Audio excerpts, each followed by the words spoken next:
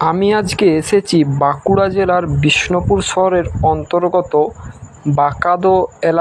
বাঁকাদোর এরিয়ার কাছাকাছি। জায়গাটার নাম হলো বগডোবরা। ওই জায়গাতে এসেছিলাম একটা বিয়ে বাড়িতে। ওখানে আসার পর মসজিদে নামাজের সময় হয়ে গিয়েছিল।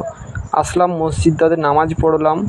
তারপরে মসজিদটা দেখে আমার খুব মন কেড়ে নেয়।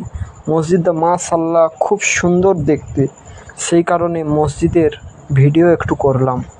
দেখাতে চাইছি যে এটাই দেখুন, মানুষের এত সুন্দর মসজিদ বানানোর পিছনে মানুষের দিলটাই বড়।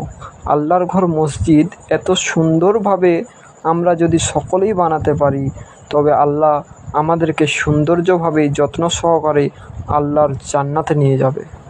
এই মসজিদটি দেখে আমার একটা জিনিস মনে পড়লো,